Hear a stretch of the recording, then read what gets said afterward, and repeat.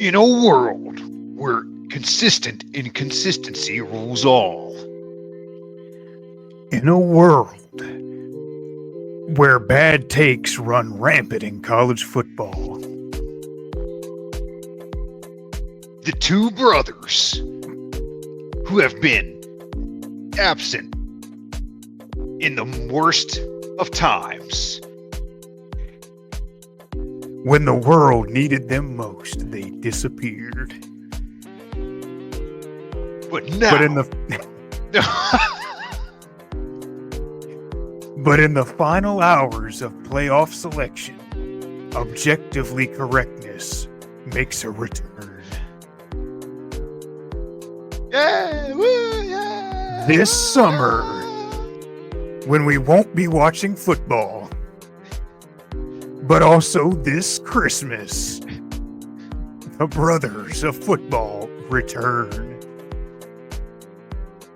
Can't wait to play it. With Cam, aka Lord Manuel, and Jace, aka Lamarch Manning. This summer, prepare yourself for the Talk-Ons.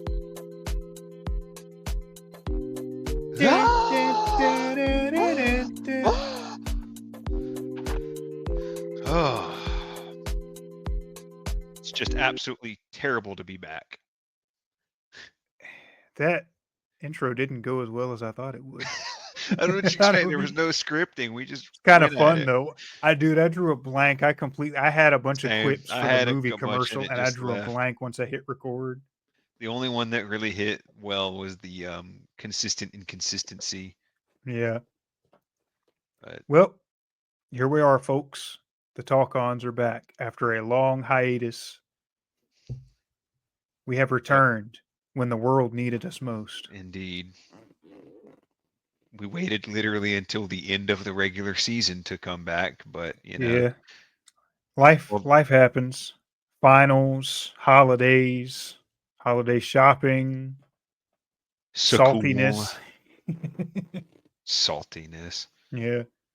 Ugh. No, we wish we could be more consistent, but we're professionals and we're consistently inconsistent professionals professionally, and we do it better than no other. So, well, but we're back. Here we are. Welcome to week 15 Talk-Ons. We have college football podcast. Of course, Lord Manuel and Lamarch Manning. Yes. Because you know, for one thing, you are judging Lord Manuel of the playoff committee. It'll play on his name, and then mine's a play on Arch Manning, because for some reason everybody seems to think that all of a sudden Arch Manning is going to come out against Georgia and be Lamar Jackson. I don't really understand it. He played in the first game and did absolutely nothing, but you know, we'll I think it's just because, and we can get into that later, but I really mainly think it's just because you got guys like Haynes King that, you know, got some good plays in, but it's like, that's going to be part of my turnover on clowns, because is not Haynes King, bro. He's not Milroe. Like, where? No, he's not. Haynes King.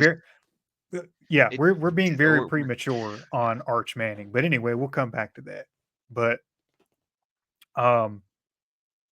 so yeah, so today, okay, we got a little bit of we're going to be ranting about the playoff committee like everybody else.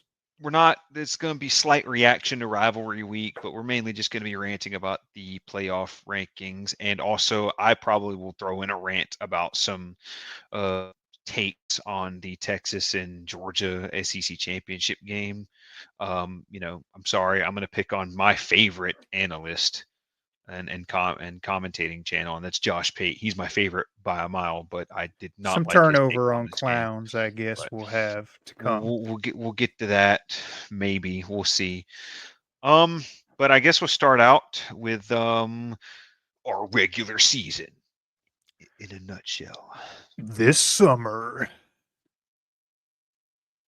Are we still doing this? No, I was gonna stop. Okay. Anyway, Sorry. regular season in a nutshell. It sucked. I hated it. No, I'm kidding. I think it's one of the better regular seasons we've had in a long time. A lot of I fun agree. games, a lot of crazy games. Um, some teams did some things I wasn't expecting. Shout out Beamer Ball. Um, and then Gamecocks should be in this summer. some teams that I wasn't that I was expecting to do something else. Such as Oklahoma. I expected Oklahoma to be better off and have a better season, but Eh. they had some bright spots. The beatdown of Alabama, was good for them, and they'll Yeah. you Oklahoma know had a rough season though. first First, Oregon's first undefeated season since 2010, so a 14-year drought. Well, undefeated regular season drought. yeah, look at Oregon. You're welcome. Courtesy of Kirby Smart's dogs. You're welcome for Dan Lanning. No, I'm just playing. You guys are great. But Crazy regular season. Definitely one of the better ones in our lifetime. But great upsets. I mean, Michigan beating Ohio State. I was just thrilled because and we'll I talk can't about stand Ohio State. So if you're an Ohio State fan, I don't like you. No, I'm kidding. we'll be talking. Who does? But we'll be talking about. Ohio State's the Dallas Cowboys of college football. I'm sorry, Everybody Ohio State loves fans. them. I'm just riffing. Everybody loves them, but everybody also hates them. They're a good team this season. It's just a rivalry weekend upset. I'm not going to hold that too hard And against we'll talk. Ohio And State. yeah, It happens. and that's a good point to bring up. We'll talk about later about the folly of trying to use rivalry games as reference to gauging a team's entire like body of work and how good they are, um, compared to other teams that aren't involved in that rivalry. Yep. That fallacy drives me crazy. But anyway, yeah, one of the best regular seasons I've ever seen. I think the only problem I've had is the AP poll. Once again, the pollsters and even the committee, the rankings are just bad. The rankings are just bad. Like some of them are like anybody could, they're gimmies. You know what I mean? Well, I say that, but look at the top five. Like there's two teams in the top five right now. Absolutely Okay. don't belong in No, there. no, hold on. But I think Penn State and Notre Dame belong in the top five. I just don't think that they belong above Georgia. I don't see how a 10-2 Georgia team, because I get it, they have one more loss, but Notre Dame's schedule is awful, awful, and I know it's not their fault, but that's the argument yes, it everybody is. uses. Don't Okay, give them an part of it excuse. is, yes. They I mean, play the people system. people Notre talk Dame about plays the people talk system about every well season. they talk about they scheduled this team thinking it was going to be good. They scheduled this team. They scheduled USC. Bro, No, they who thought scheduled USC was going to be good? they scheduled nothing but group of five all season long. Notre Dame plays the They had system, and you Texas know A&M, and what? it was the first game of the season. They got away with playing Texas A&M first game of the season. I think if Texas A&M and Notre Dame played probably during A&M's peak, where it was like middle of the season or like right in the 7th-8th week stretch, 9th week maybe, I think the game pans out way differently. Do I think Texas A&M wins? Maybe not, but I still don't think that Notre Dame handles them like they did. I mean, I think it's a you know, toss up if they play now. I mean, anyway, I mean, I just think that we'll get back on track. I just think the well, I mean, yeah. So the regular I guess it's season hard is to where we're I guess at. it's hard to argue. Like I guess it's hard to argue against the where Penn State and Notre Dame are. Um, I, I don't know. It's not hard because where Penn State and Notre Dame are currently, Georgia and Ohio State should be there. Both Yeah, I Georgia and agree. Ohio But State are way better than Penn State and Notre the thing Dame. is that Ohio Oh, State. head to head, Ohio State beat Penn State. So head to heads, since they love to Yeah, use that I as an don't. That's what I attribute. don't understand is that I hear the argument, the head-to-head argument. And I'm gonna, you know what? That is a really good point because I didn't even think about that. Because of course, I guess the difference here is that Ohio State has one more loss than Penn State, but I think Ohio State also has better wins and just, like I think funny enough, their losses are better. It's a rivalry game. They lost a field goal game against their rival Michigan in the game. You can't you can't justify using that to Right, put and Penn them below State Penn got State. beat outright in was it Was it in Penn? it was Happy Valley? I think it was in Was it Columbus. Happy Valley? What I was I'm not sure. Either way, the point is that I understand Penn State, but Penn State has shown nothing that makes them worthy of being where they're at. Um, Ohio State played a 1 point game. They played close all game, 1 point loss to Oregon in Number one Eugene, team in the country in and Eugene, and and handed Indiana an embarrassing first loss. who's also What still has in the top Penn 10, might I add that. what has Penn State done Ohio to State has a deserve their blowout spot? win against a top 10 team and a 1 point loss against the number one team in the country in their home stadium, And their and yet only we other have loss was a and they 3 point have the loss head to against their head, but rivalry just and the and, head to and head. everybody wants to sit here and make the argument that look at check, the check, check. look at the playoff committee. Oh, they're not caring about losses. You have a couple of one-loss teams below a two-loss Georgia and a two-loss Tennessee. Ohio State should 100% be above Penn State because everybody wants the head-to-head is the end-all be-all for everybody for some reason, which I don't think it should be. But if we're going to use these rules, Ohio State definitely deserves to be above Penn State. They're the better team. It's They are. it's head to head is not the be all end all, of course. Because if we Anybody who want to use thinks that this argument will. about the loss to Michigan, don't even get me started when we look lower down there with Alabama and South Carolina. Because the only reason that loss to Michigan really hurt Ohio State is because of the timing of it. It was 1 week before the playoff. Well, Bama just lost in embarrassing fashion to a 6-6 Oklahoma team 2 weeks before the committee makes it before the end of the regular season. So where does I get there's the head to head there, but I think wins and losses should factor in. And I know Bama has good wins. South Carolina has good wins, and I know Bama has the head to head, but South Carolina has played so much better. I'm sorry. It's one thing I get losses should not be indicative always. I think wins are more important than losses to a degree. When you have a win against a Georgia team that you had to win off of a one just Hail Mary play pretty much at the end of the game, um, and A Georgia team you that blew a handled you in 28 the point second lead. half. You Yeah. blew a 28-point lead. You got outscored like 30-7 in the second half or something like that. Like you got blown out by this team in the second half. And then like it just and then you have what was their other win? It was why am I drawing a blank on this? What was their other big win? You're talking about their Bama. Bama's wins. They have another they have 3 top 25 wins. I don't see how. I mean, they lost to Tennessee. They lost to They Tennessee, but beat they beat Georgia. they beat Georgia. They they Why lost am to Vanderbilt. I don't know why I'm drawing a blank on this. I literally had their schedule like Well, while you absolutely. look that up, I'll just because we're definitely like getting Oh ahead yeah, of Tennessee. ourselves. Tennessee. Okay, so oh my goodness. So their biggest wins are LSU South and Georgia Carolina, they beat and South South Carolina. Carolina. Like South Carolina is good. Yeah, that's a good win. But A also it was 2 point win it was a in 2 point win in Tuscaloosa. Tuscaloosa. So That was a one play game, by the way. That was a one play game. That was one play away from South Carolina winning in Tuscaloosa. So I just 2 point think loss.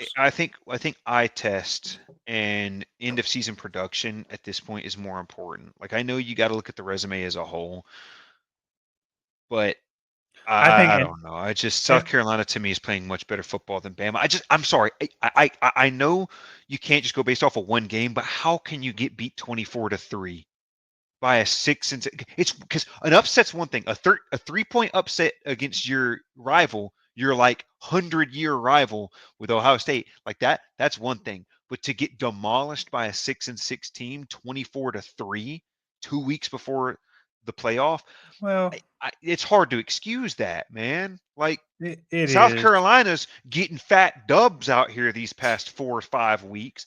Yeah, I think but they're undefeated since they played Bama. Bama lost 24-3. I just don't. I get there's the head to head, but that was like 5 or 6 weeks ago. Alabama has looked way worse than South Carolina since then. Way worse. well, let's start gathering thoughts and putting this all Sorry, together and I kind of the Bama rant was going to happen. find our pace here. We'll come back to Bama because there's a conversation of Yeah. controversy going on with them and another team. But yeah, the regular season in a nutshell, it's been crazy. one of the best seasons we've ever seen. I think the 12-team playoff is going to be. I think it's going to be fun, even though I think some teams that don't belong there are going to get in there. I mean, it's going to play out the way it plays out, and I think it's going to be great. I think it's going to be entertaining, fun. Not to mention Rivalry week. South Carolina got screwed by the refs against LSU. I'm going to just say it right there. So Rivalry week was definitely crazy. We saw Ohio State, get upset by Michigan. And as we talked about, we're not going to hold that against Ohio State as the be all end all definitive, like determinant of their season and how good they are because it's a rivalry game. We saw Georgia and Georgia Tech go to 8 overtimes. Like that's going to be one of the greatest rivalry games in history. Like that's a historical game, all time yeah. rivalry game right there. 8 overtimes. Also, don't think And Georgia should get and penalized on that, which they we'll didn't. But return to that too because people and as the objectively correct, professionally consistent of inconsistence, professional, objectively correct football brothers. let me just say this. We will But put we'll this cover out it. there that rivalries are anomalous. And there's a lot to be said about college, especially in college football. Rivalries are anomalous. And if the mantra anybody can beat you on any given Saturday were true, it's especially true for rivalries. So we'll come back to that when talking about gauging resumes and stuff like that. I But will always say this. Yes, blowouts matter. You get blown out by your rival, then that's a big deal. right. But I You think get a blown close out, rivalry game is not a big deal. if you blow out your rival, right? Depending on how good they are when you blow them out. Um, like if Georgia had blown out a two and if Georgia had blown out like a 2-win Georgia Tech, then it really wouldn't have meant much because they're a 2-win Georgia. They would just be a bad team. But it's like, yeah, you get blown out by your rival in terms of like Georgia if they had gotten blown out by Georgia Tech, which looked kind of scary at first. It's like, okay, yeah, then we can talk about it. Well, But other rivalry games, Clemson and South Carolina, another amazing game. Lenora Sellers had play of the game with breaking away and taking it to the house late in the game, like with a minute and left in the game or something like that. I was surprised by Clemson. Yeah, I actually, didn't. I thought South Carolina was going to crush Clemson, honestly, and Clemson played close and just had a chance to win it. They just about won that game, and we'll talk about yep. Clemson at some point, considering the conference championships coming up and playoff implications. But which we've got some interesting conference championships coming up. Uh, some of them don't really matter. At least 2 of them don't even really matter because the teams playing in 2 of the conference championships are like all 4 of those teams are pretty much going to get in either way because of the playoff committee and how they've set everything up. But a lot of other like interesting conference championships that could shake up the whole thing, like change the whole field. But we if we have time, we'll get to that later. But what a crazy season for college football. I mean, I've loved it. I've loved the way this season has played out. And like I said, to be the first season for the 12-team playoff it's been great. I just think I think the sports media, particularly mainstream, I think the pollsters like the AP and the committee like the rankings have been terrible. But other than that, the season's been Sadly, the great. same thing. I mean, I knew the same thing was going to happen, though. We thought that having a 12-team playoff would clean this up, but I knew it wasn't going to clean up Well, no, the. because you still have to get the rankings right. You still have to know what you're talking about when you rank these teams at the end But of we the still day. got the same buffoons up there in the committee, You goobers, could as Charlie would say. That's the thing. You could still make the same mistake. You could still just not put the 12 best team, even with a 12-team playoff. You could just not put the 12 best teams in and still mess it all up. Because half of these teams arguably don't belong where they are right now. But we'll get to that. But I guess since we're already on it, why don't we just dig in then? Why don't we just dig in and talk about let's talk about the playoff, the rankings, and like what we think should be, like how the rankings should be held and what matters most when deciding who's the better teams, who's the best teams. Yada Well, I yada. think starting out, what matters most is I think what matters most is your wins. I think.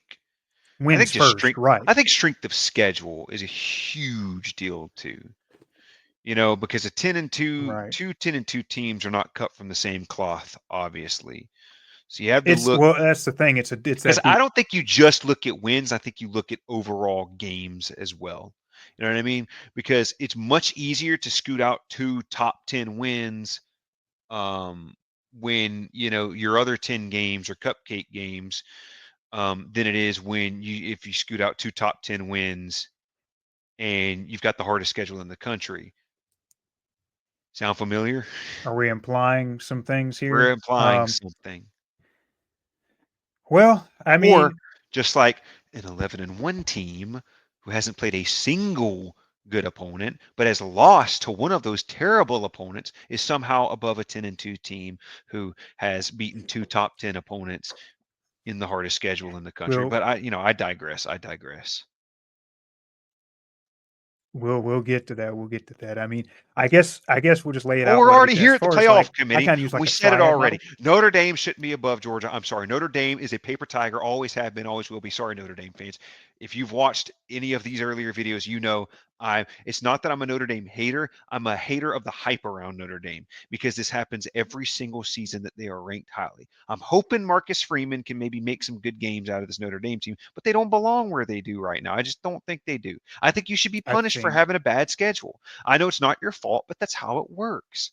It's like uh, Indiana, people talk no, about no, no. Indiana. Once again, we can Why say is that for Indiana? Why teams. is Indiana? Why is Indiana below Notre Dame? Exact same situation, except Indiana's loss was to a top 10 team. Notre Dame's loss was to a G5 team. Like, I know it's just upsets happen, but they're still both 11-1. And Indiana's resume looks 10 times better than Notre Dame's. Notre Dame's I, best I win is a service academy. I will say that and I'll just go ahead and put this out there, and we'll like get back to like the whole like playoff And also, where do you criteria. think we care? I don't care. You beat 2 service academies. You beat those who are defending our country. You should feel ashamed of yourself. Anyway, so I think speaking on the whole schedule thing, because me and you have talked about before in previous episodes that the week schedule, you can get around that. You know what I mean?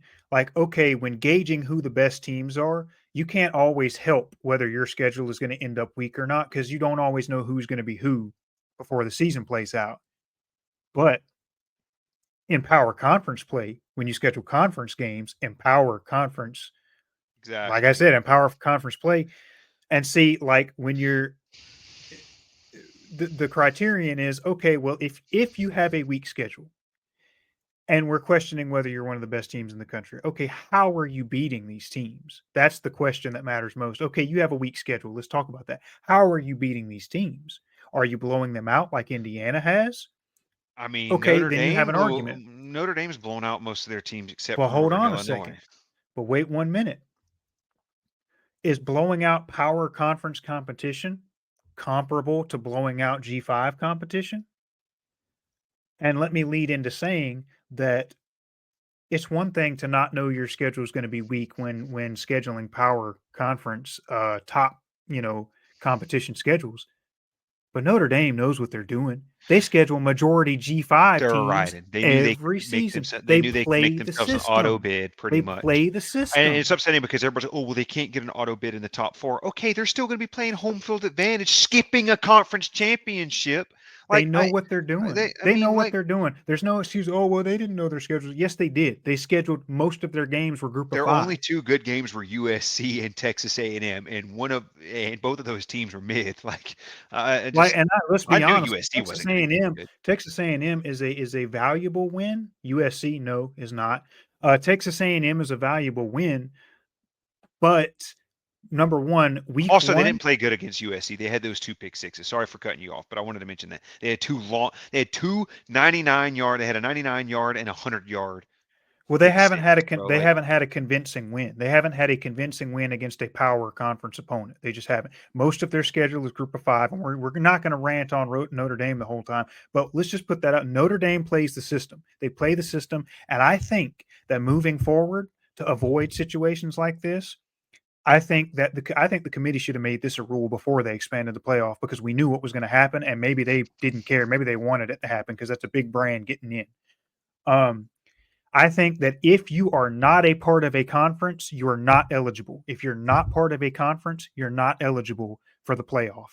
I think that rule I think would bypass teams like Notre Dame playing the system and engineering their schedule for success to get into a playoff that they probably don't belong in. I think if you don't, this was my biggest fear of the top 12 if you're playoff independent, you're was that not eligible for the playoff. this was my biggest fear of the 12 team playoff That's is that should be the rule. I knew Notre Dame was going to find an easy way into the playoff. I just knew it. I knew it.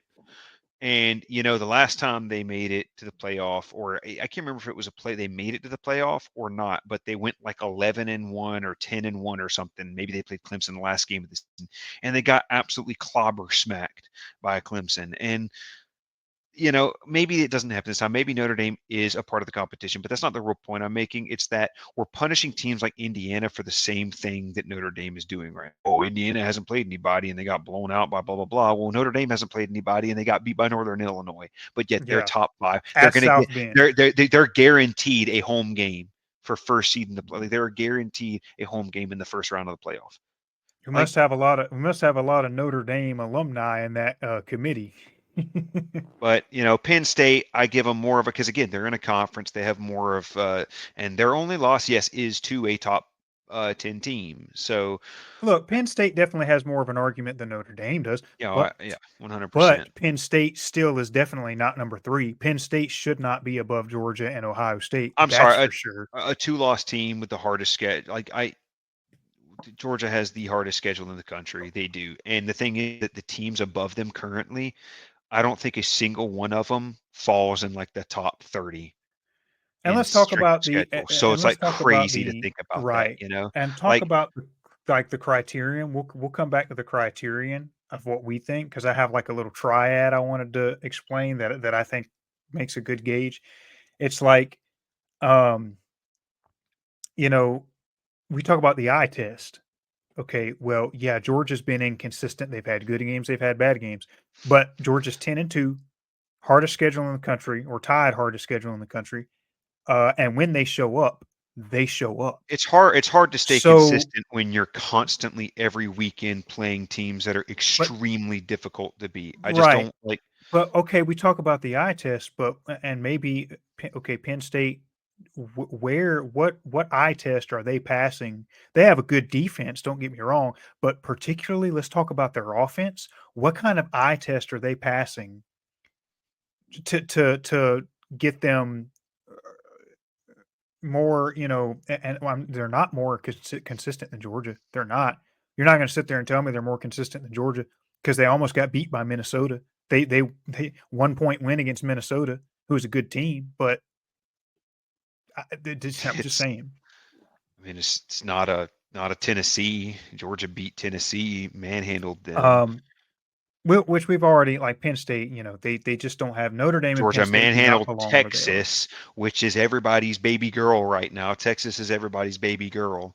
And we can get So, deeper into that. And I just wanted to put this which is little argument could go to Texas too, because yeah. even Texas, Texas hasn't they're in a played anybody conference, but they have the except easiest conference Georgia. schedule in the. Yeah. They literally are, I think, the easiest conference schedule. And that is infuriating, because it's like and we've already disclosed where our fandom lies. We try to be as neutral and non-biased as possible, but we're fans of an SEC team, the Dogs.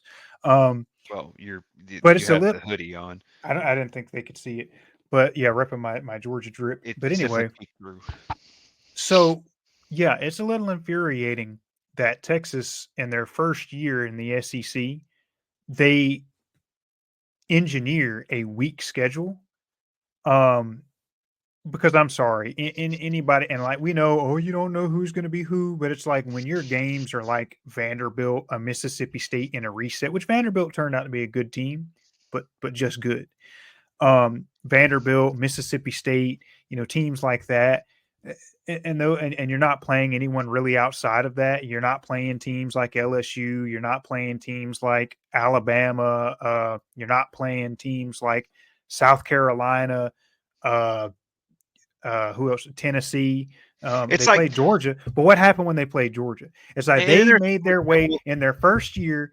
In their first year in the SEC, they weaseled their way into the SEC championship by having the weakest schedule in the SEC.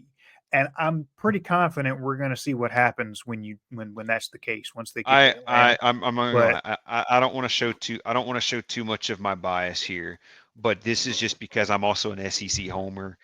Um, I'm sorry. I just don't. It's so unfair that that it's panned out this way. It's crazy to think that Texas, if they win this game, they get to say, "Oh, we're on top of the SEC." When they had the easiest schedule in the SEC going into this game, and they're playing a Georgia team who somehow made it to this game with the hardest schedule in the country. So it's like you're not. I don't think that's taken anything away from Georgia, because if anything, they're coming off of an 8 overtime game, hardest schedule in the country. They're going to be beaten up twice as bad as Texas. And you can say what you want that Texas is beaten up to. No, they're not. Nobody's anywhere near as beaten up as Georgia is right now. Georgia has run the gauntlet. Their players have gotten killed. Their running back room has been destroyed the whole time. literally Their did. receivers have been just like it is. They are Georgia is in way worse shape against Texas going into this SEC championship game. And I'm going to Look, be I don't want to take too much from Texas if they win this, but I'm sorry, I don't think you're kings of the SEC if you win this game. I really don't. Two well, reasons why: here's the because thing. it, Well, and I'll put in there that okay, one like being king of the SEC or being a top team in the SEC like is about the full body of work. It's about running the gauntlet, like you said.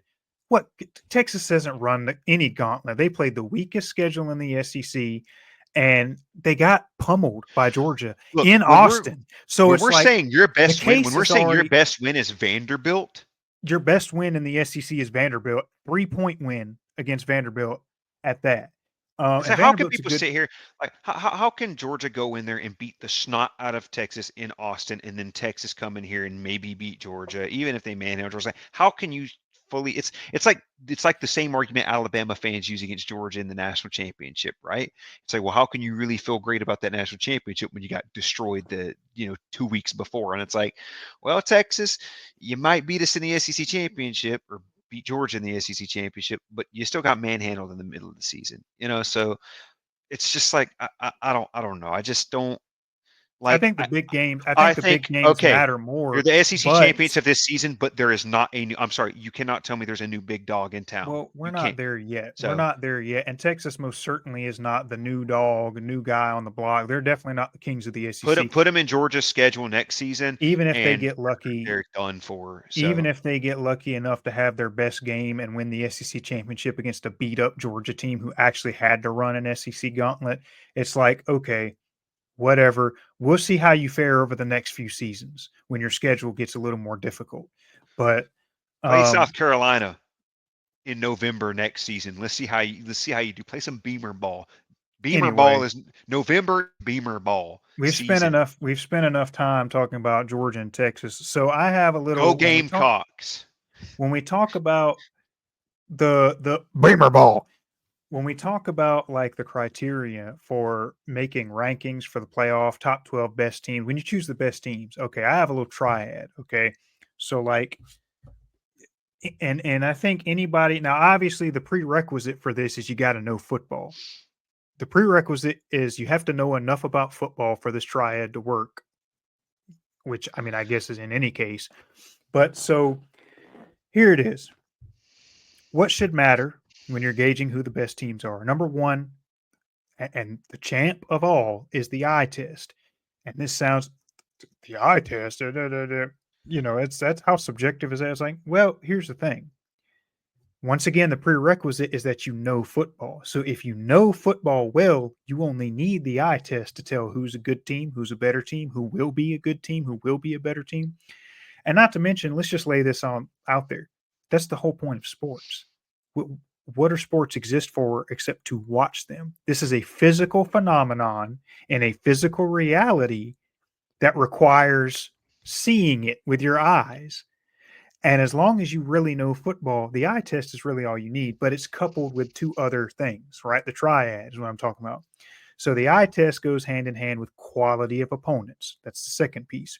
Quality of wins, quality of opponents, who you play and how you play them. And they have that apps, the straw man, a win is a win, a win is a win. No, a win is not just a win Well, that goes because into the key word of like what I or the key to what I was saying earlier about like overall quality of opponents. Because, like I said, it's much easier to beat two top 10 teams when they're the only teams within the top 50 that you've and that played. plays into the You third that know, plays into the third triad. And I'll run into that after like finishing the thought of okay, so who you play and how you play them with the eye test, quality of opponents.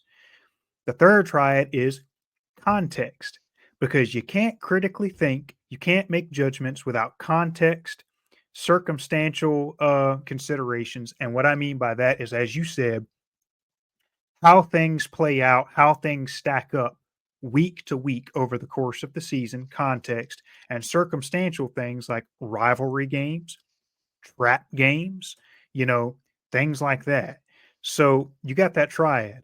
Eye test, and they all play into one another simultaneously. Eye test, quality of opponents, strength of schedule, strength of record, however you want to word it, and who you play and how you play them, and context. You got to know the context of week to week, how everything adds up in context to know what you're looking at, why things. It's the why. Context is the why things are playing out the way they are, right?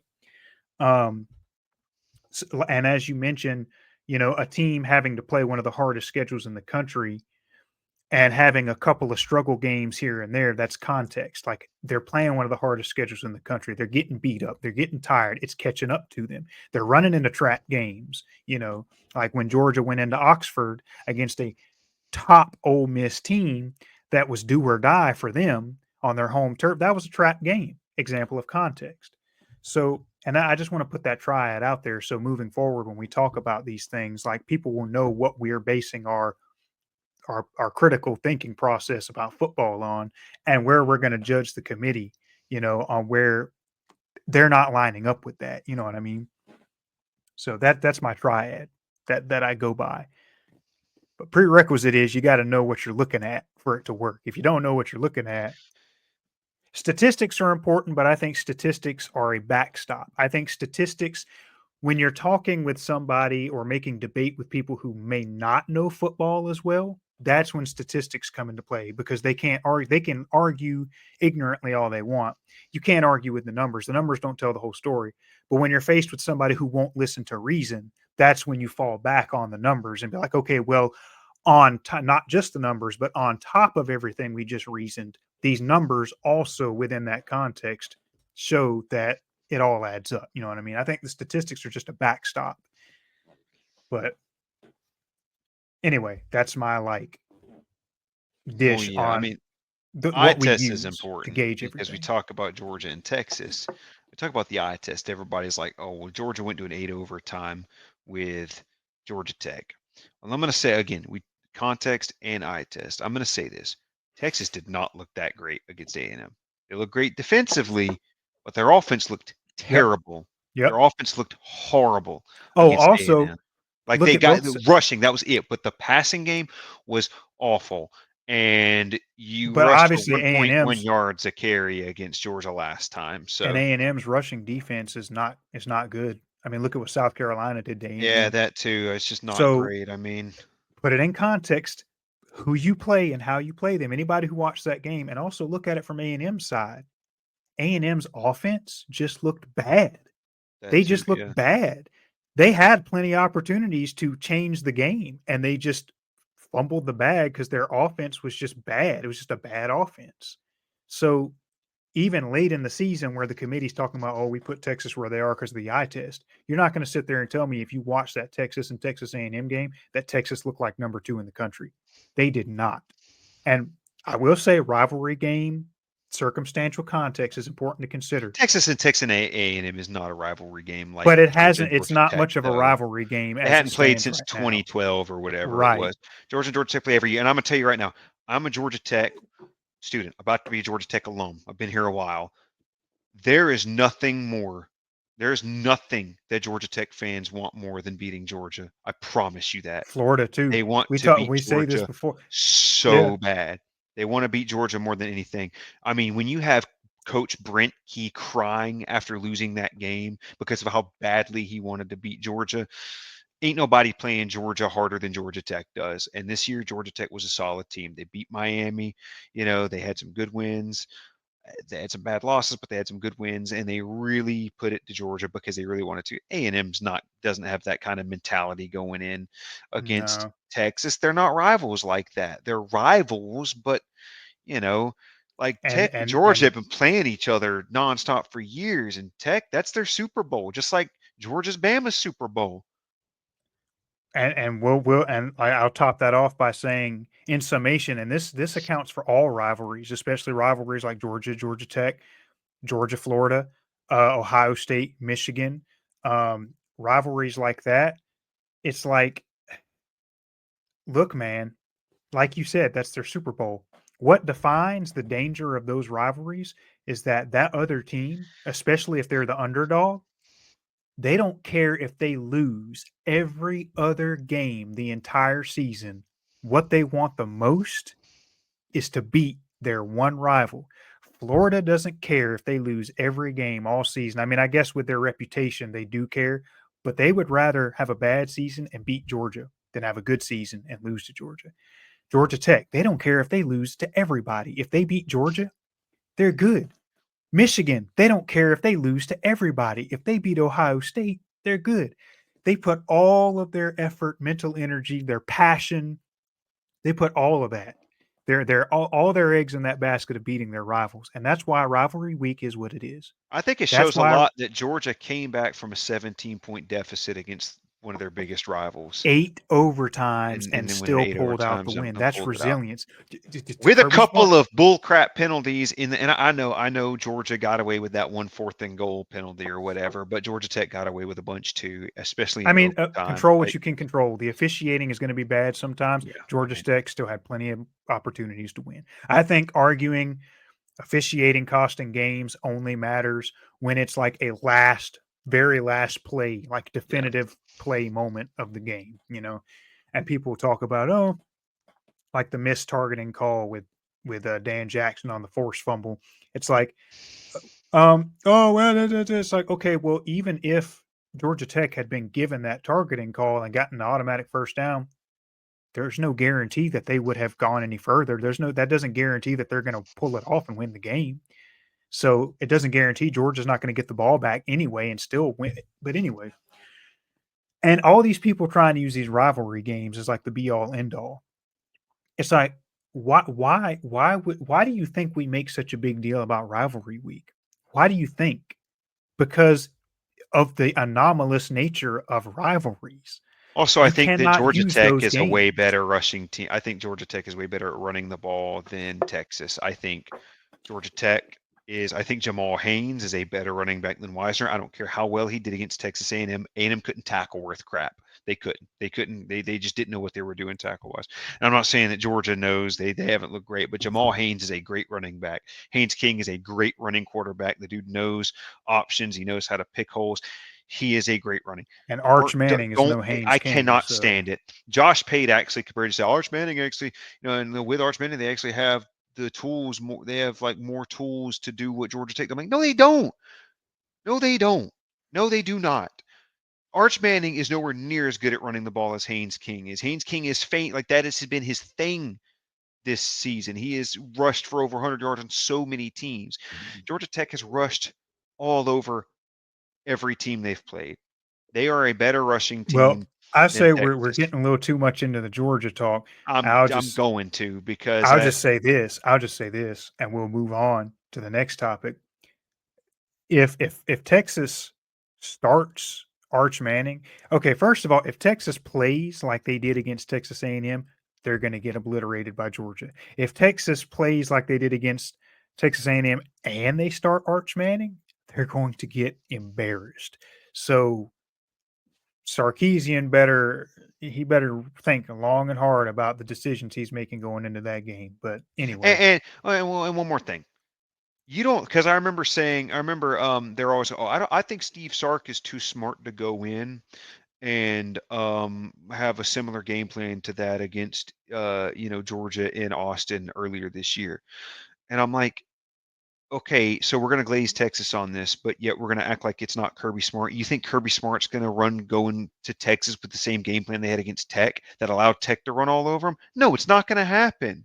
Like, I just don't understand these arguments. Also, I think Like, Georgia's okay, just got better players. If you have better I'm gonna players, you flip just into the have better turnover on players. clowns, part of the turnover on clowns segment, because I Okay, needed to go just ahead. get Go this ahead. out off my Well, chest. get it off your chest so we can move on. Josh Pate's take on this game was insane to me because he said two things. He doesn't think Texas is going to play the game like they did that first game.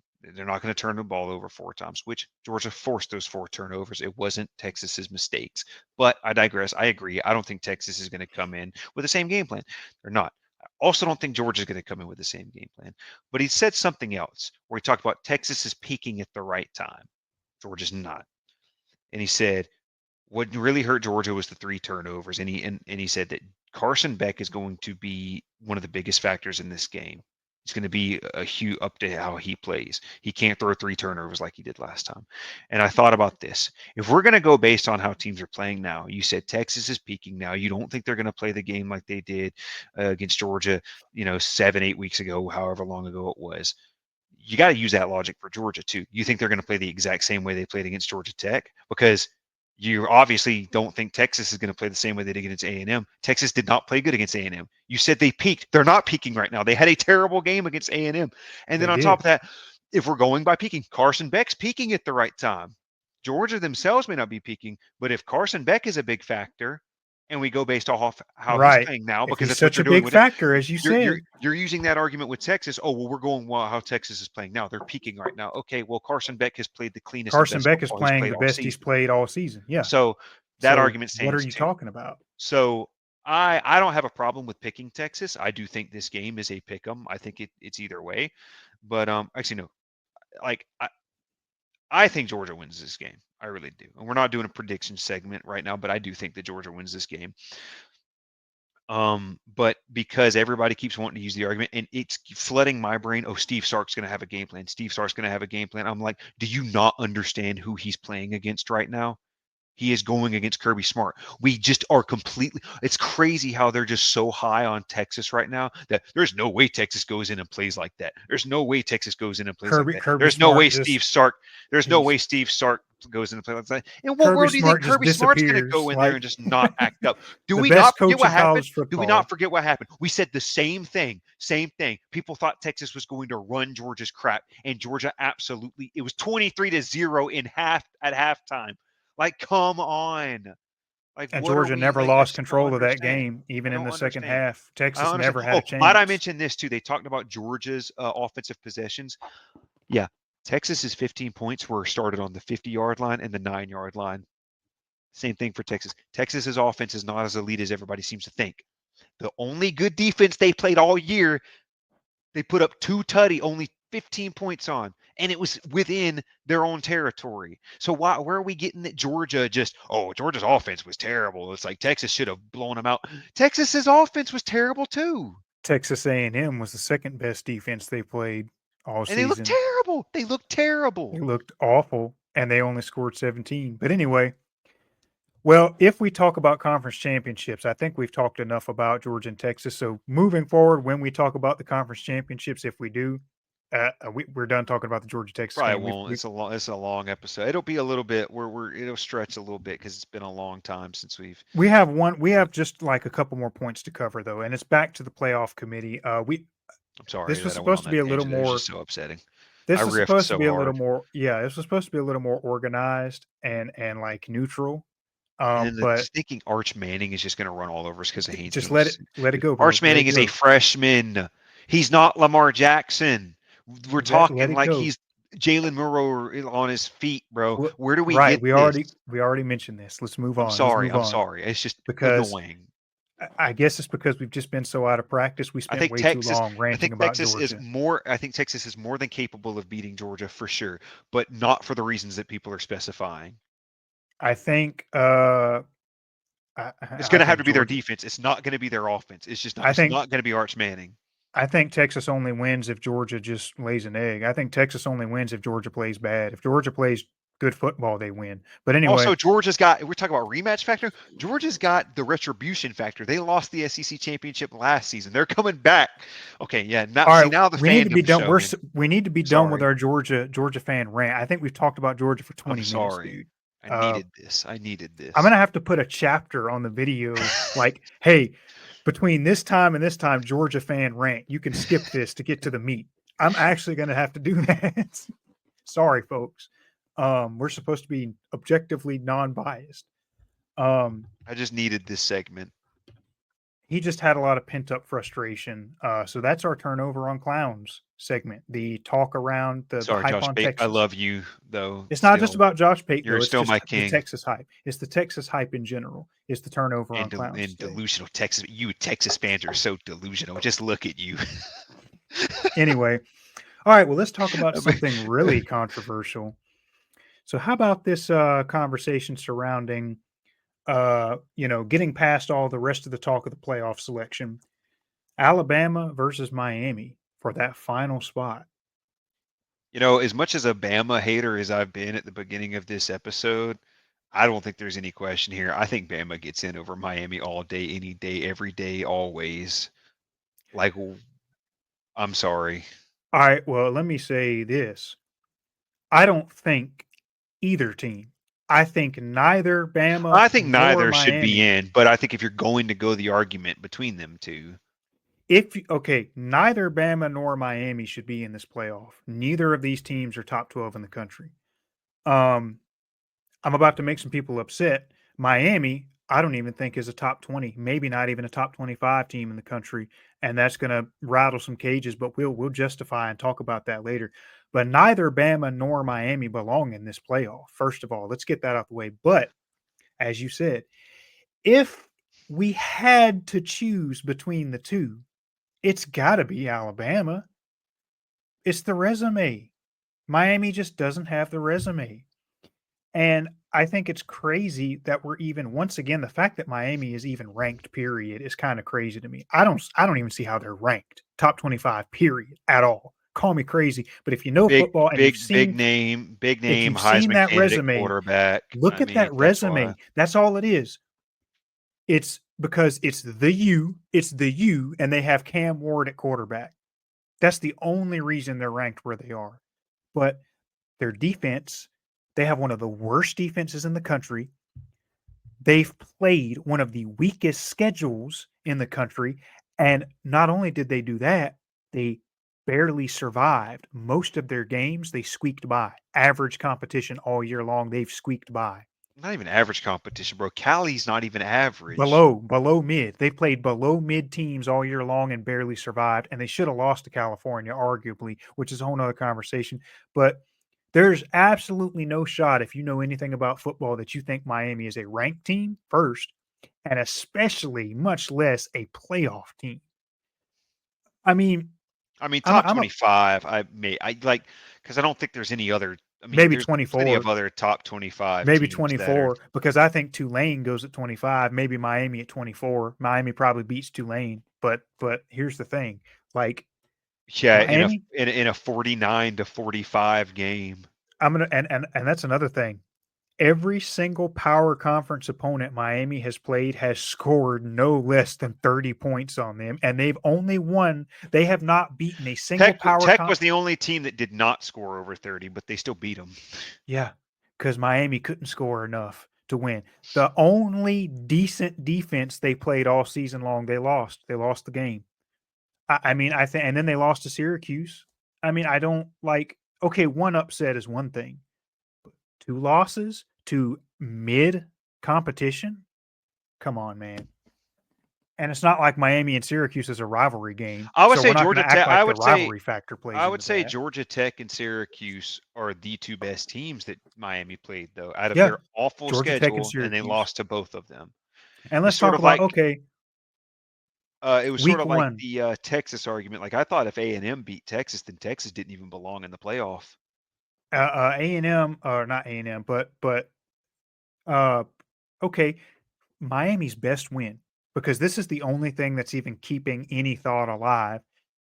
week 1, when they beat Florida, they blew out Florida in week 1. But okay, first of all, context. Let's go back to that triad. Context. That's week 1.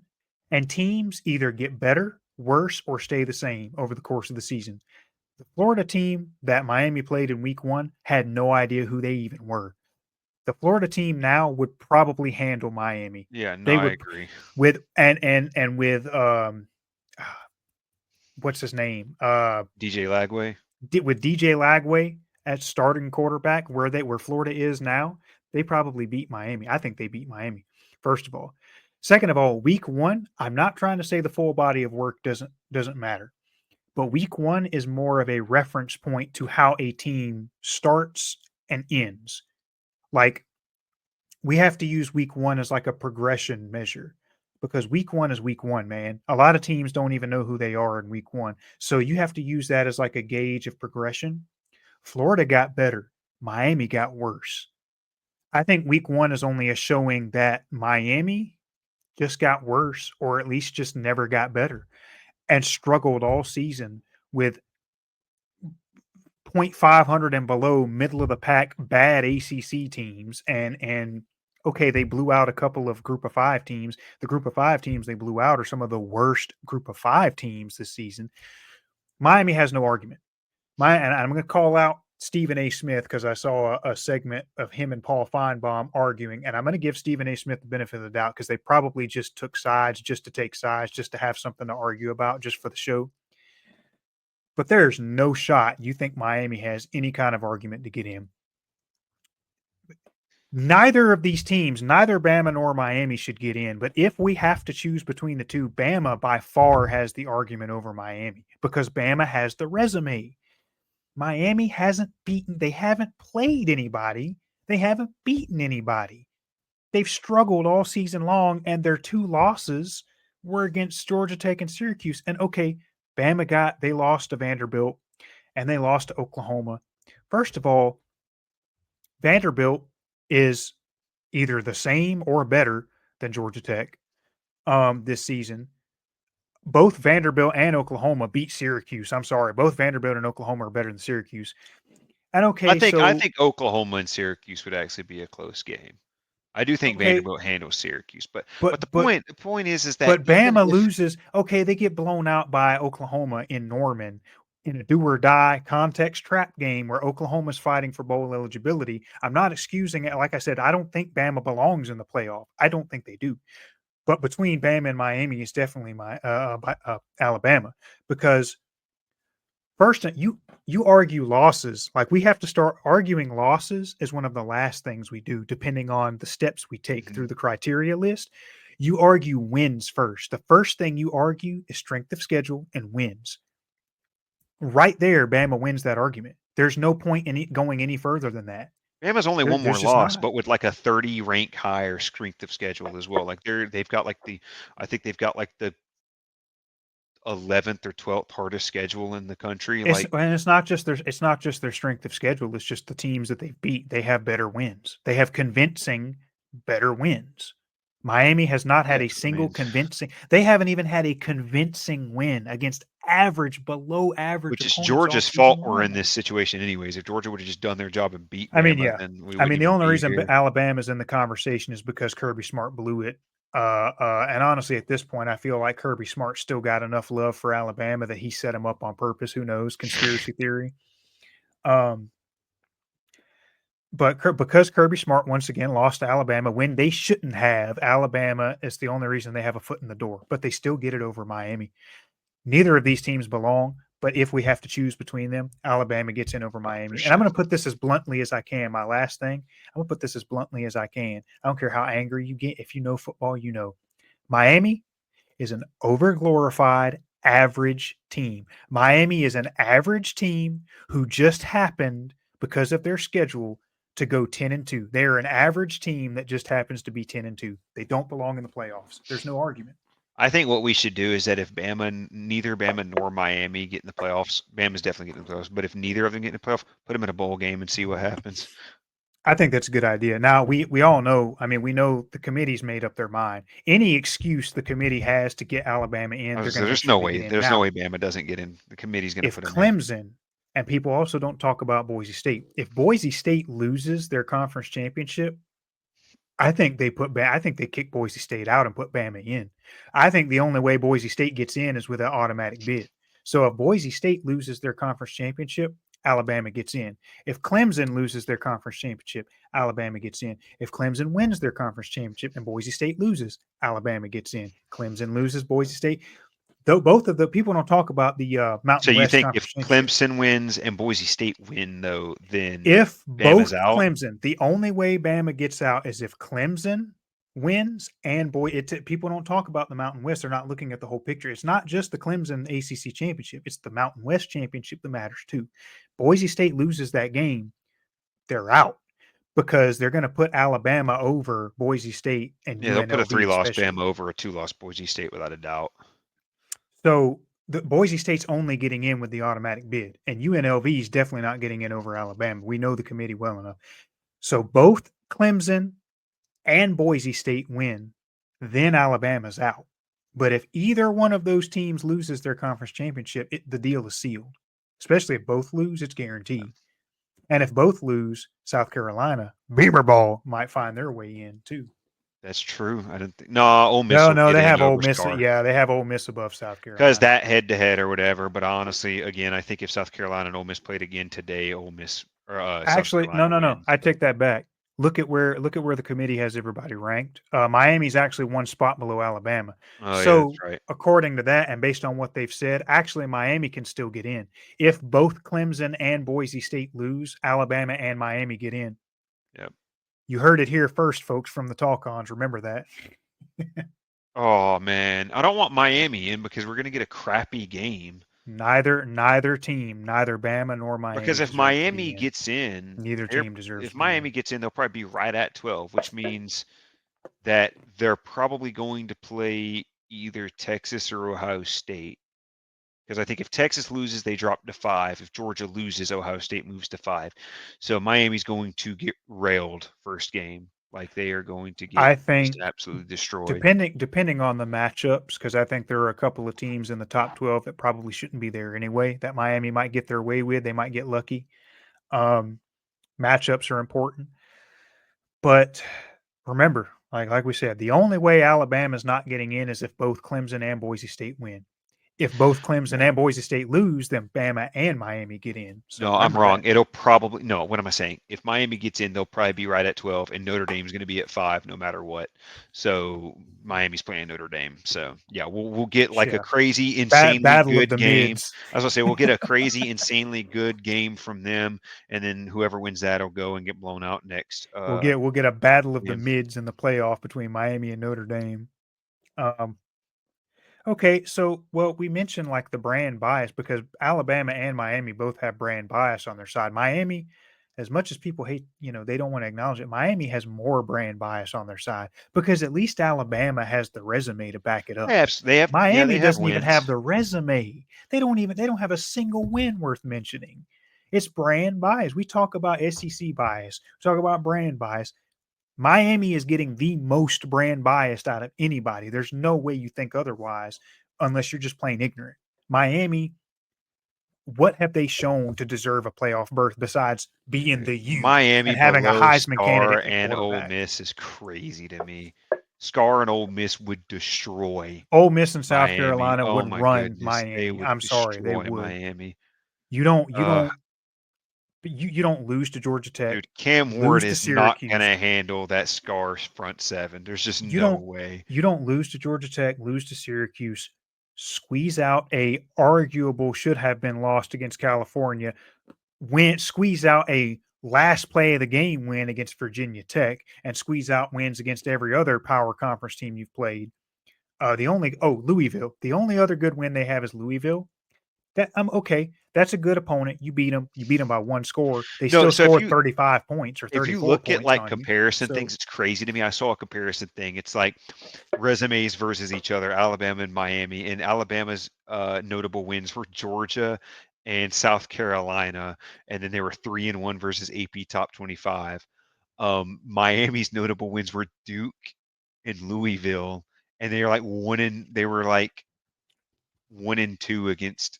No, they were like what, like 1-1 or something against top 25 team. I can't remember what it was because like I don't even think Miami's played a top 25 team. I don't know. It's just I'm glad you brought that up because I read an article by a sports media analyst, big time analyst.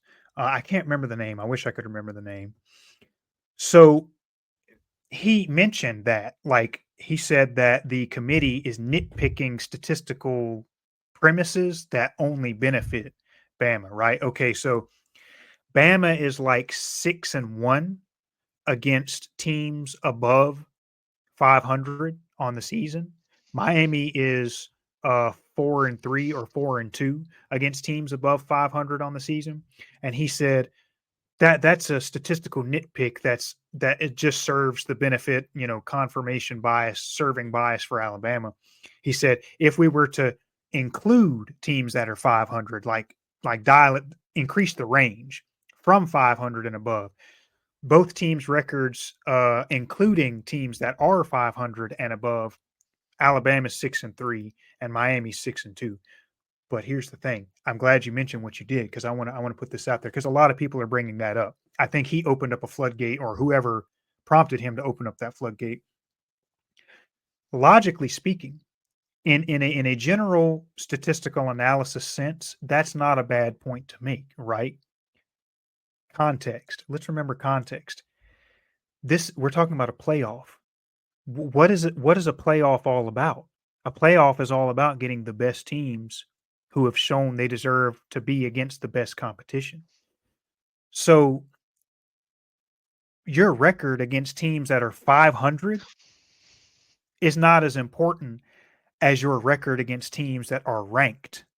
Do you see what I'm saying? Like if yeah, we're talking about okay, but who even by deserves that to get in the argument, you playoff, can't use that argument for Miami anyways because you said above 500 included 6-3, 6-2. Well, all that means is that Bama's just played one more of team over 500 than Miami. Like that's the only argument there. They both have the same wins against teams over 500. that's another So thing. That's like another. you So can't use that so argument.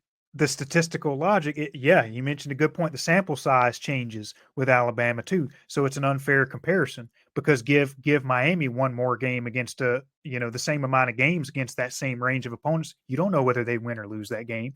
What's most important, and we talked about this early in the season, when talking about a playoff, the most important thing is getting the 12 best teams in the country.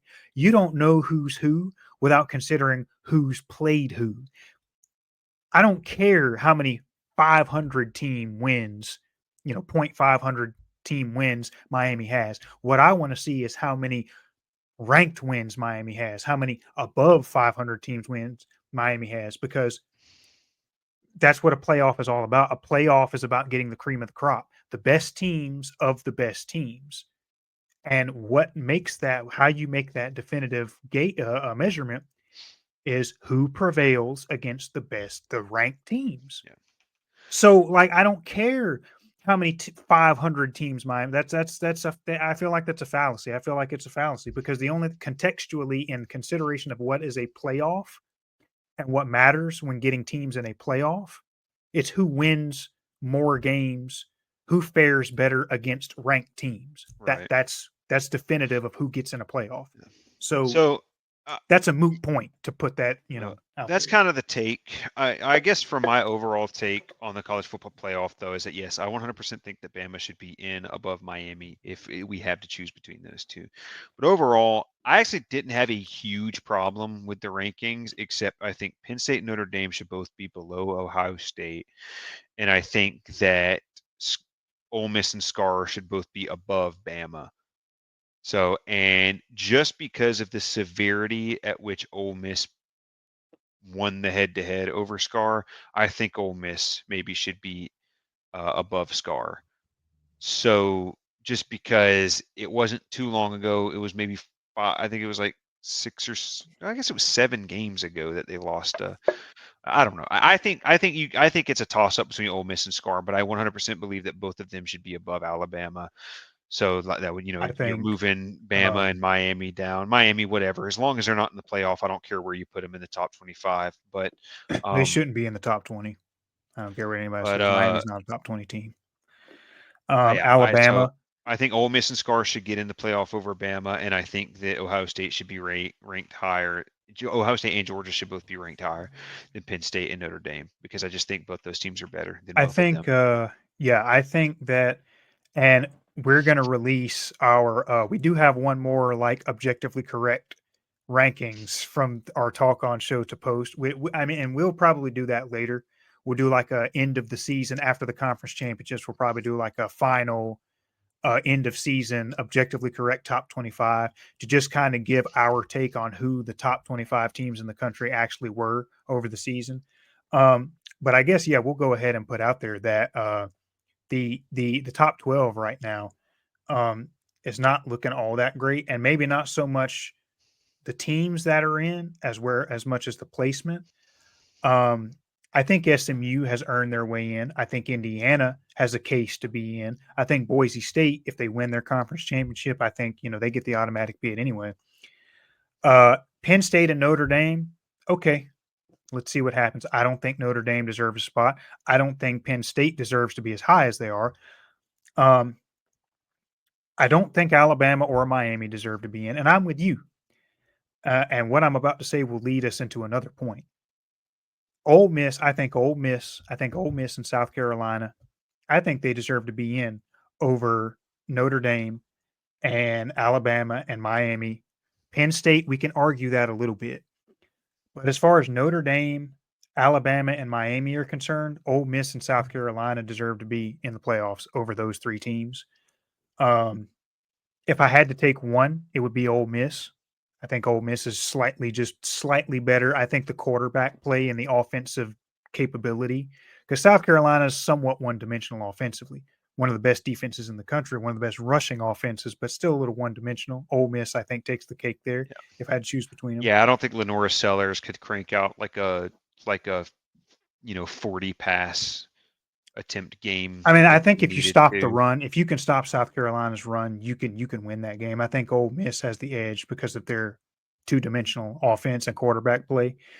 But anyway, it's like, and we'll see. Conference championships are going to determine a lot because, like I said, if Clemson and Boise State lose their conference championships, both Alabama and Miami will get in according to where everything stands.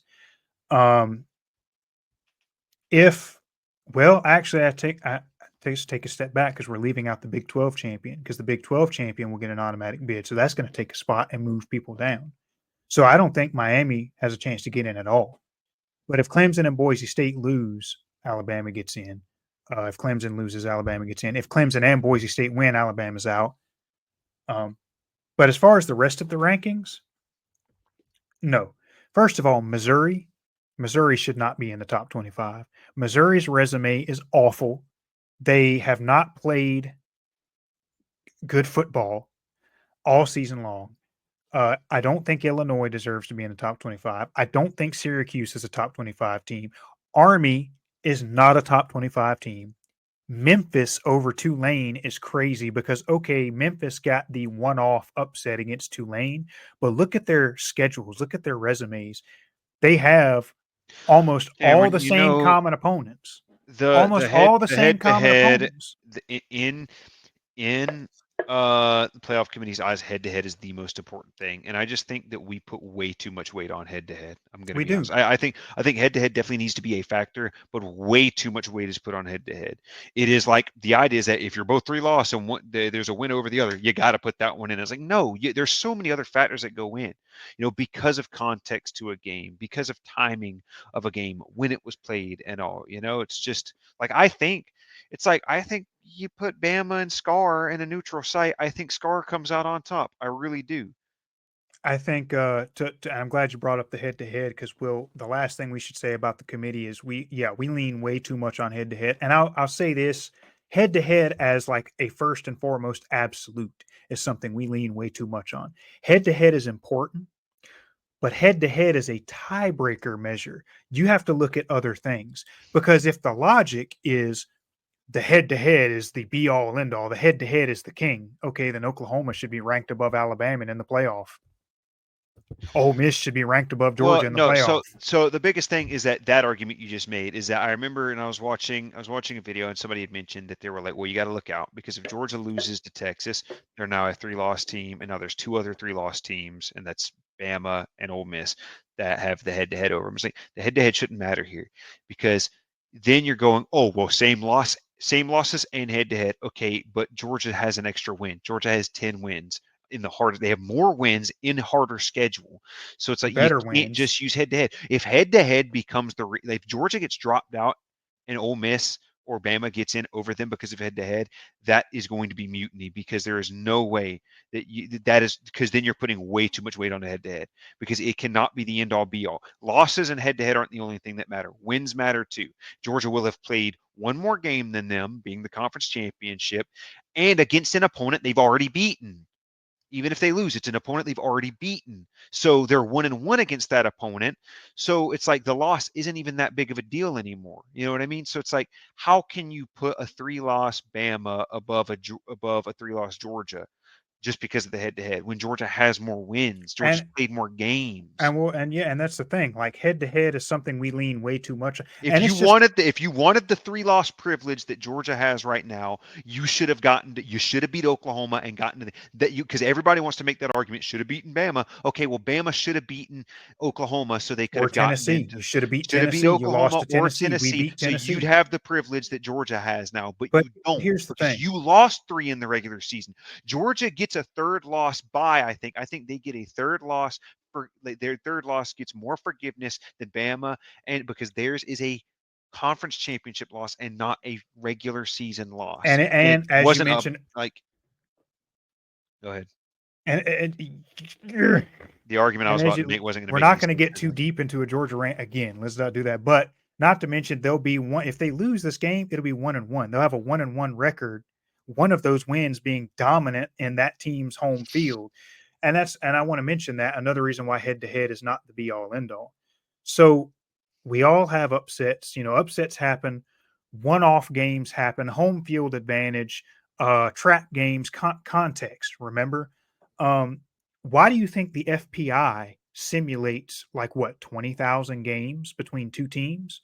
The FPI system simulates like 20,000 times sample size. Okay, one head-to-head matchup does not prove right then and there who the better team is. The whole body of the first thing you look at, who have you played? Who have you beaten? How have you beaten them? Your full body of work. If Georgia and Alabama had a comparable resume, the head to head is a tiebreaker. It's a tiebreaker. The head to head is not the first and foremost be all end all. I think that's intellectually lazy. I think using head to head as the ultimate determinant is intellectually lazy. That is a that's a tiebreaker. Why do you think they use it as a tiebreaker in most things? And the thing is it's the same with like why baseball teams play 7 games, you know, like in like the World Series and stuff like that. They play 7 games because you could be the better team and just play a worse game and lose that game, that one game. That's what happened to Georgia. Georgia's a better team. Alabama caught them sleepwalking and just got a 28-point lead. Georgia let them get too many points early and weren't able to seal the deal.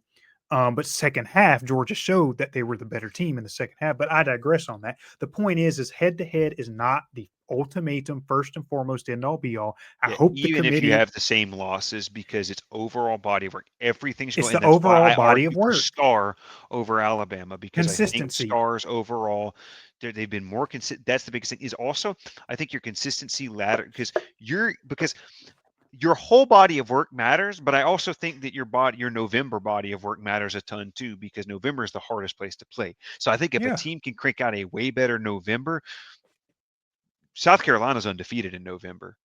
Bama's got that And 24-3 yeah, and look, loss. here's the thing. I think to play off of that, that the whole body of work is very important. We have to consider the full body of work, but we also this is why this is why we chose to have a human committee because a computer cannot critically think and analyze the contextual variables of reality.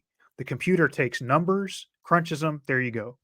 You're not going to get the best teams doing that. We got a human committee so that comprehensive, critical analysis of context, variables, everything a computer can't do, a human can do. You're Now, no obviously, the different. prop You're not. It's no different than a computer because you can literally just tell a computer, "Hey, wins, losses, head to head." You can put those three you can put those three factors into a computer and it'll do it all for you. That's yeah, why are we telling the committee it has to be head to head? Head to head has to be taken into you. If they're head to head, same losses, then head to head, that team has to be better. No, because losses matter. The quality of loss matters. The quality of wins matter. And consistency, lately, high test, South and what I Carolina's was quality of wins have been better. Their quality of losses have been better. going to say is that so one of those contextual variables that we have in reality that humans are able to comprehend is that football teams progress. They progress or they regress. Some may stay the same, but generally a football team either gets better throughout the season or they get worse throughout the season. Football, a schedule either gets harder throughout the season or gets easier throughout the season. So full body of work is important, but you also have to consider the second half of the season is more important than the first half. As long as you're not losing all your games in the first half of the season, the second half of the season is more important than the first half, because in the latter half of the season you start to see who has become the better teams, who's playing better football. Plaza, you get where I'm going with this. South Carolina makes that case. I know people hate to hear that because we're like, why even play the first half of the season if we're just going to make it all about the Well, second it's half? like Well, why it's even play the game if you beating them doesn't matter. And it's like the you play first, every game. the full body of work is important, but the latter half of the season holds more weight because you start to see where the season and teams have progressed because teams change. They change throughout the season. Things change. This is not like it's just intellectually lazy to hinge everything on a week one win against Florida, or or a head to head in week 3 or 4 in Tuscaloosa, or it's like you can't do that. It's intellectually lazy to do that, and I think the committee sometimes gets intellectually lazy, but I think sometimes they do that intentionally to get the brands they want in. Who's going to leave a 9-3 Alabama out of the playoff? Well, I'm going to say this, and this will probably be the last thing. I think we can. I think we've ranted on the playoff enough. I think this is actually we're kind of closing in. I think we've covered like all of our points, right? I think an So hour and a half is a good mark. But how about while we're talking about brand bias, I just want to put the last point out there, and this plays into the second point on that list. So we have people making this Bama versus Miami thing. They're trying to make it something it's not. And what I mean is they're trying to turn this into an SEC bias conspiracy. Oh, it's a conspiracy for the SEC. They're trying to turn it into something it's not. Alabama, by all metrics, has every reason to be picked over Miami. Strength of record, quality of wins, strength of schedule.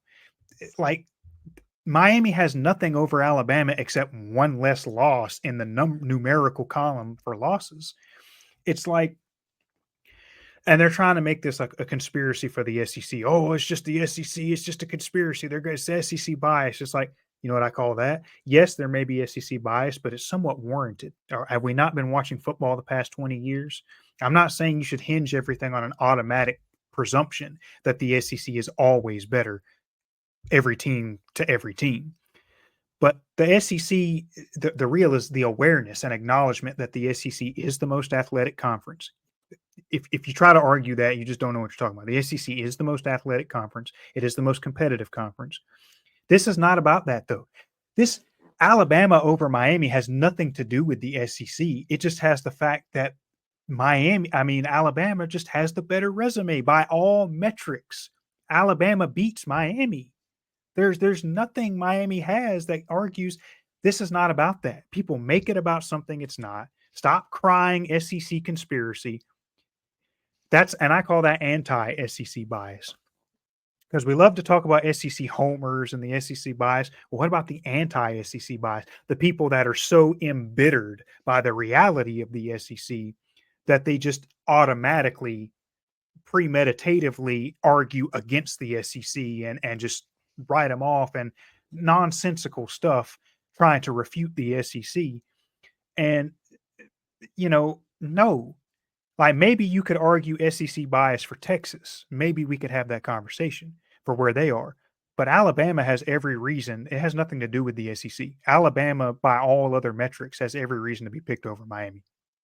So, but brand bias I is a think the big thing. bias lies in the fact that it's Alabama and that they shouldn't even be in And discussion for that's the really playoff. what it is. It's they're going to do. It's not so much about the SEC as it is about now they have an excuse to get Alabama. It's specifically Alabama. Alabama is one of the biggest programs of all time. That's a big One of name it is brand. the biggest program. It is the biggest program of all time. That's a big name brand. They want to get that brand in the playoff. It's not about the SEC. It's not about that because outside of conference play, either way you look at it, Alabama's resume still beats Miami's. It's not about SEC supremacy.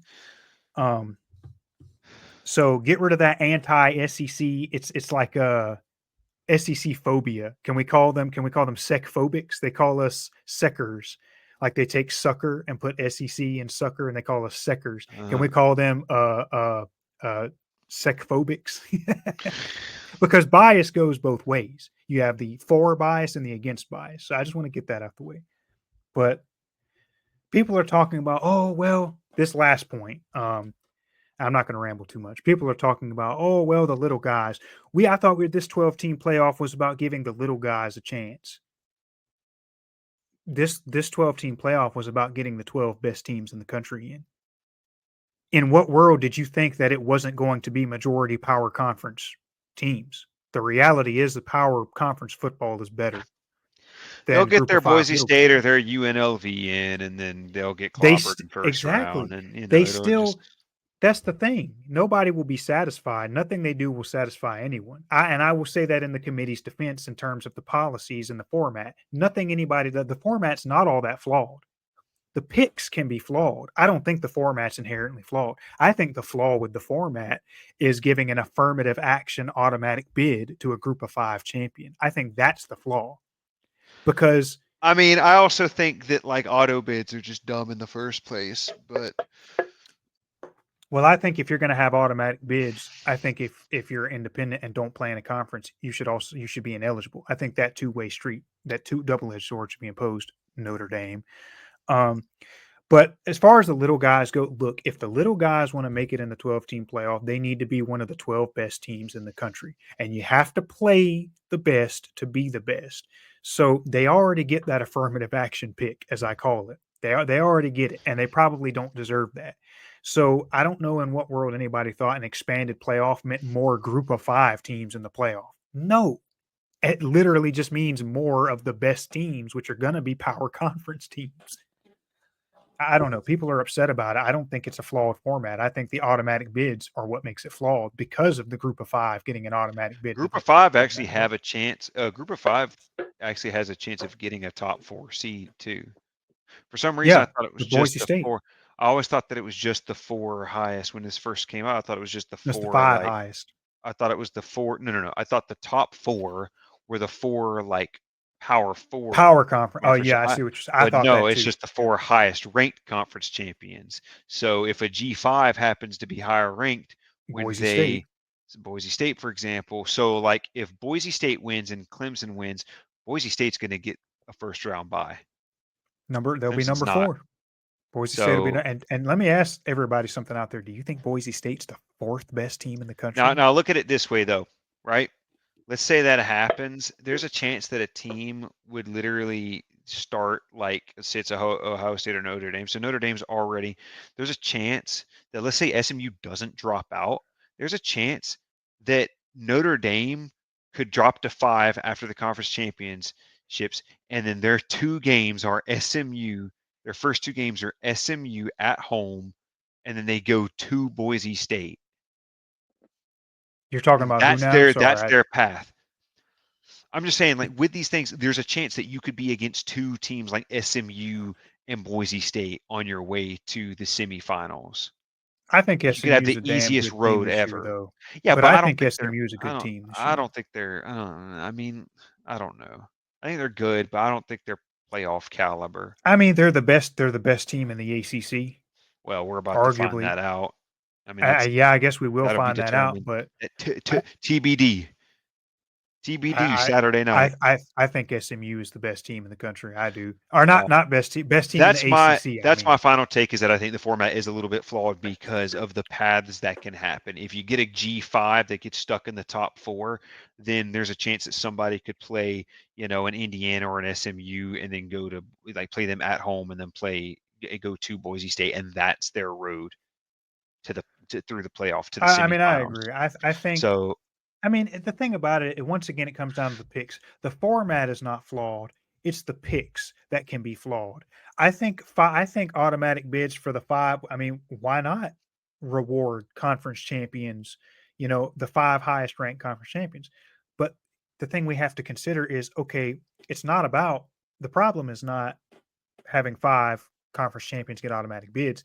It's the highest ranked part, which makes sense, you would think. But the problem is how they rank teams. It's who they rank where. The flaw comes in, the problems come in with their I rankings. mean, yeah, you could get an automatic bid and then just don't have it top 4 seed. It's automatic bid, but instead of getting like a buy, you Right. guys just, you Because know, Boise State you is just get not ranked based I on just your win. I'm going to give Boise State their flowers. I think they're playoff worthy, but I don't think that they're a better in a conference championship scenario. I don't think they're a better conference championship than Clemson.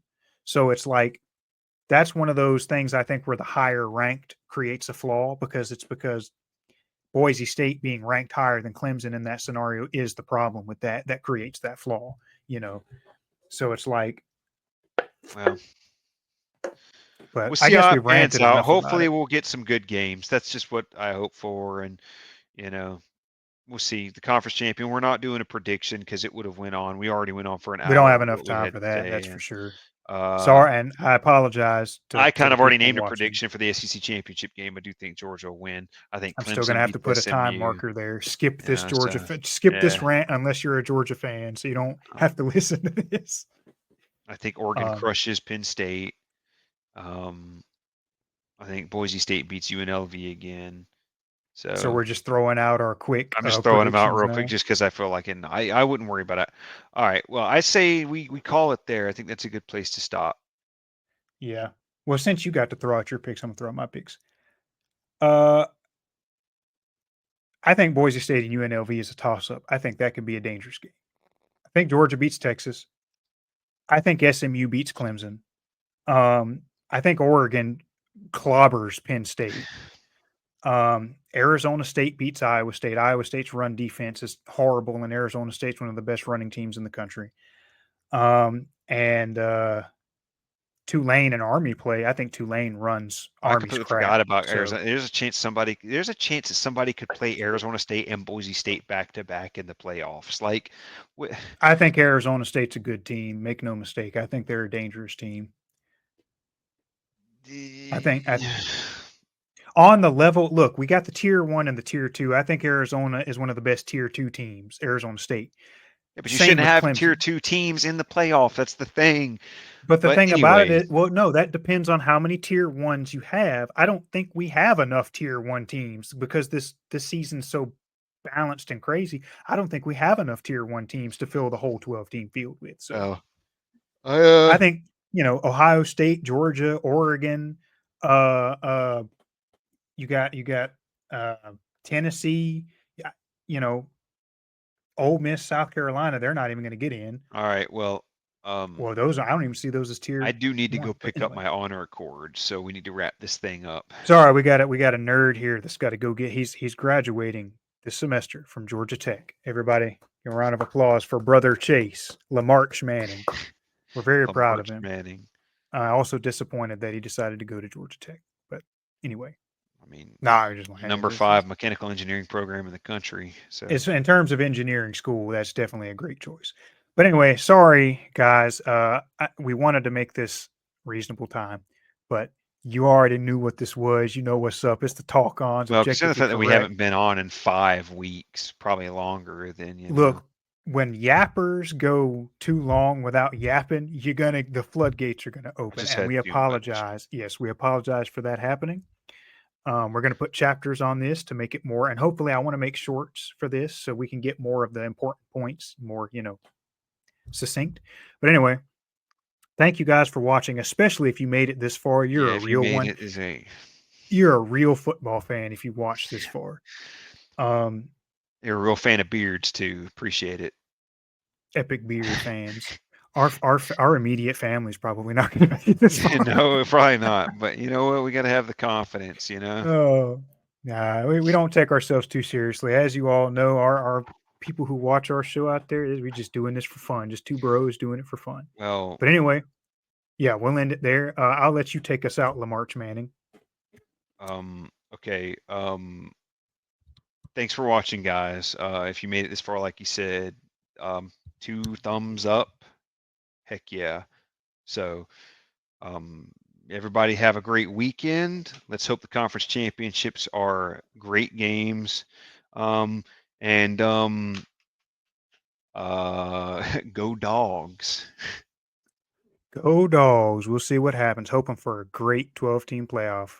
We will see you guys back. Dogs are gonna win it all, baby.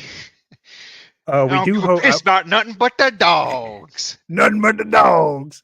I will say to everybody that we're hoping we can do like playoff, like follow. We want to follow the playoff as it goes. So hopefully we'll be able to work out some way to do like playoff episodes to follow playoff games and predictions and stuff. We'll be back, and we'll be back with our objectively correct top 25 as well after it's all said and done. This after conference championship weekend. Anyway. Ooh, I shouldn't be doing a salute. I don't want Notre Dame to come after me. Oh man. Anyway, guys, sorry for yapping. Hope you enjoyed. And Talk-Ons, we'll see you next time. Beamer ball gets in.